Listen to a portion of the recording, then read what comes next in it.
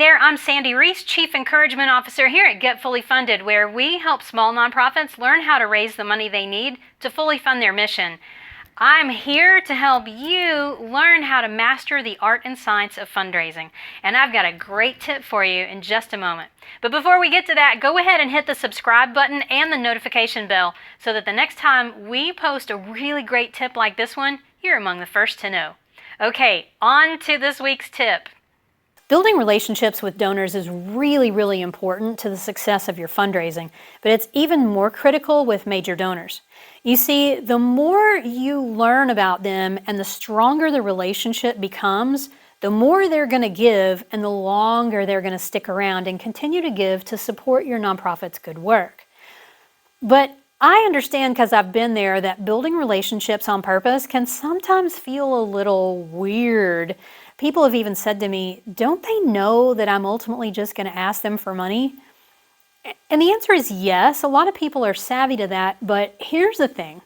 If you come from a place of true intention inside yourself, that really what you want to do is connect that donor to the work your organization is doing in a nice partnership, then it's not weird or wonky or unethical or manipulative at all. You're simply seeing that donor as a partner in your nonprofit's good work, and you're giving them the chance to do something that's going to make them feel good. Okay, back to relationship building. So when you're doing this on purpose, you may say, okay, well, I get this, but I don't know what to do. The answer is pretty simple. Ask questions. Questions are your friend. And the nice thing is, if you ask the right kind of questions, you'll get your donor talking, and you'll learn all kinds of things. So my favorite kinds of questions are open-ended questions. And what this means is they can't be answered with a single word. So a closed-ended question can be answered with a yes or no or a single word. So if you say, did you like the event last week? That can be answered with a yes or a no. An open-ended question would be, what was your favorite part about the event last week? Well, now they've got to think about it and they've got to give you an answer. See the difference? Okay, so ask open-ended questions and then think about the kinds of questions that you can ask. And there are several categories of questions. So first of all, you can ask questions about the donor, especially about their interests and hobbies, because this will tell you a lot about where they like to spend their time and their money. It's also going to give you little clues about things that you could either do with them or little gifts that you could give them after they give. So if you find out that one of your best donors is a quilter, then you might give them a quilt-themed thank you card. And there's some really cute ones out there. I'm a quilter, so I know this. You could give them a special fat quarter. If you know they love cats, then maybe you call the quilt store and you find a fabric that has some cute cats on it and you give that to them. They're going to love it. So paying attention and asking questions about their interests, their hobbies, what they do for fun, it's going to tell you a lot. Another set of questions is going to tell you about their philanthropic desires. You see, everybody wants to make a difference in the world, and your major donors are no different. They have things that are important to them that maybe they've never even told anybody about, how they want their money to make a difference and the impact they want to have on the world and the legacy they want to leave. So you might ask them questions about when they first learned to give and who taught them to be generous, and what you could ask them what legacy they want to leave. There's so many questions you could ask that are so helpful to help you understand what their deep desires are.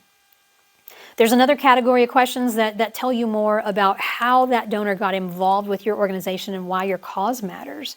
So you can ask them things about, who brought you to our organization? Was there somebody that invited you to an event, or was there a specific thing that you got involved with first in our organization? I remember once I had a major donor that I said, well, tell me about when you first got involved with us. And she said, oh, we came to pack Thanksgiving boxes. We were volunteers. And these were our top donors at the food bank that I worked at. And it was fascinating to hear that story and how she found out about it and what that experience meant to her and why it was so important to her, and why, after packing Thanksgiving boxes, that she wanted to take the next step and start giving financially. So understanding all that gave me a great insight into what mattered to her, but it also helped me understand that offering those opportunities to pack Thanksgiving boxes could bring additional donors to our family. That was super helpful. You can also ask questions around the cause, like if your organization saves animals, then you can ask people like what they think about pet overpopulation, or what they think about the drive to save them all by a certain year, or you can just find out what they think about, and you'll learn how in tune they are with what the trends in your industry are. You'll find out more about what their thoughts are, what they feel passionate about, which is super helpful. And all combined, all these questions are going to help you better understand that donor, but also to customize your next ask so that you are asking that donor to support something that is very much in alignment with their desires and their passions and their wants, what they want to be involved in. And that's really what this is all about. The more questions you ask, the better questions you ask, the more you'll get to know your donor, the deeper the relationship goes. So give it a shot. Ask some questions. I'm going to drop a link in that will lead you back to my blog to a list of about 10 good questions that you can ask your major donors the next time you're talking to them, whether that's in person, on Zoom, via email, via text, or on the phone. If you like this video, there's plenty more where this came from.